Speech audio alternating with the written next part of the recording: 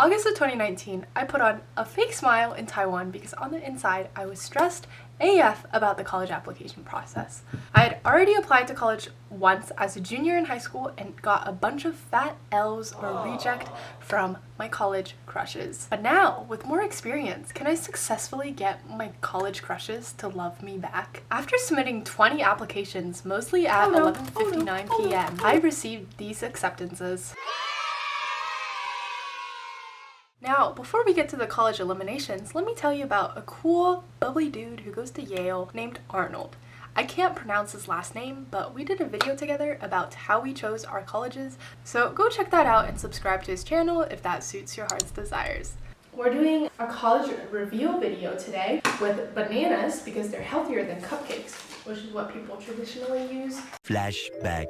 So let's set up the bananas, shall we? Let's get this show rolling. 5 hours later. Welcome to my college decision reveal video with some good old bananas, because that's healthier than cupcakes. So, after I found out from all these decisions, I realized that I applied to way too many UCs, mostly out of fear. Most of these UCs I never even visited. They weren't even on my radar until I was about to submit the UC application, and I realized that I can use the same application for every single UC. So then I ended up checking a bunch of UCs just to make sure I would have a place to go even if I got rejected from all these other places. So I got into all these other places, and so then the first schools off my list were UC San Diego, put that banana on the ground, UC Davis, UC Santa Barbara. So those were the three UCs that were off my list, the first. And now we look at University of Oregon and UC Irvine. So these were the two schools that gave me a good amount of scholarships, and so they were definitely on my radar, and I was like kind of considering them. But at the end of the day, these other schools did have good financial aid, so the scholarships essentially didn't really sway me enough for me to actually go to these two schools. And now we're just down to mostly private schools, and what is this? USC, yeah, that's private, and then UCLA and UC Berkeley, Dartmouth, Vanderbilt, Stanford, Cornell. So the next one off my list was UCLA, because UCLA, I think it's a great school, but LA wasn't really my vibe, and I don't know, I just didn't really see myself at like the biggest public school in the nation in LA, and I didn't really foresee myself going there at all, so that's why it was off my list. And then USC, of course, comes next because it's also in LA. Although it's a private school, I did kind of think about the school culture,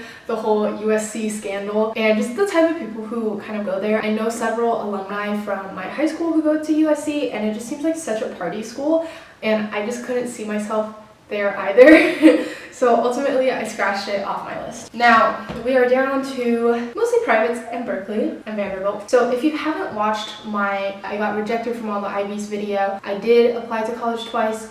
And so junior year, I applied to college twice, and I got rejected from all the Ivies in Stanford and only got into Vanderbilt. But then I decided not to go to Vanderbilt because I went to the admitted student weekend and realized that Nashville and Tennessee just wasn't really the vibe for me. And so I decided against going to Vanderbilt and decided to do senior year. So again, I ultimately chose to knock Vanderbilt out of my list because the school just didn't really feel like home. So I know it's kind of wishy-washy, but yeah, we're saying bye-bye to Vanderbilt. And now we're down to the final four. So this was such a difficult decision. Okay, so I don't even know where to start. So Stanford and Berkeley I love because they're in the Bay Area and I want to go into the startup world. So those were very, very appealing to me. And then Cornell and Dartmouth, they're like Ivies. They have that Ivy vibe. It's like the small school vibe, especially Dartmouth. However, I talked to a lot of students at these schools, and when I started talking to Dartmouth students, I started realizing that Greek life is huge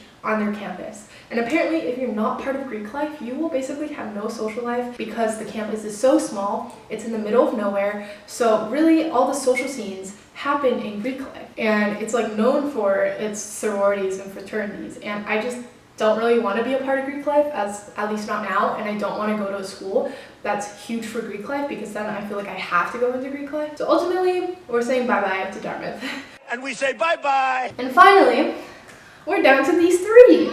So how did I finally decide like which one to knock out next? Honestly, a really hard choice as well, but Berkeley is gonna go next because I talked to Berkeley students and it seemed like Berkeley housing and Berkeley classes were a real issue just because of how big the school is and how Berkeley is funded by the government because it's a public school. And so their funding and their resources is really dependent on how the US economy is doing. And as we all know with coronavirus, schools aren't doing the best economically, neither is our nation or the world. And so going to Berkeley would kind of be a risk in terms of how much resources I would be getting. Also, another thing against Berkeley is I wanted to do CS and econ, but I applied as a pre-econ major to Berkeley, which means that I will probably be an econ major. But if I wanted to change into another major, I have to like apply for it. And for CS, that meant you had to get good grades in a lot of like pretty hard CS classes. So it was just more friction for getting into another major. And that wasn't something that appealed to me because I wanted to be able to switch my majors easily. So bye-bye Berkeley. All right, and now we're down to Stanford and Cornell. So Cornell is amazing because of just like all the alumni, and I love Ruth Bader Ginsburg, and Cornell is an amazing college town, just like Corvallis, where I currently live. So that part was very appealing to me. It was just so much nature, but also pretty, kind of close to New York City. But ultimately, we're gonna say bye to Cornell because of how cold the weather is there. I literally can't survive the cold. And just because of how Stanford is so close to Silicon Valley and the Bay Area and warm weather and all the California stuff. So we're gonna say bye to Cornell. And that leaves us with Stanford. So Stanford has been my dream school since freshman year or even middle school. It's just perfect for me, I think, because of the weather, the area, the ease of switching between majors, how the school propels intellectual curiosity, so you can really blend the humanities with STEM, and that's something I'm really big about. Through meeting admitted students and current students, I really vibe with like every single person I talked to. People were so down to earth, yet so bright and intelligent, and I just really liked the group of people that the school attracted. So that's why I also ended up choosing the school. Alright, so that's it for this college decision reveal video. I hope you enjoyed. Make sure you give it a big thumbs up if you did, and subscribe for more college related content that will help you get into your dream school. See you on the next one. Bye!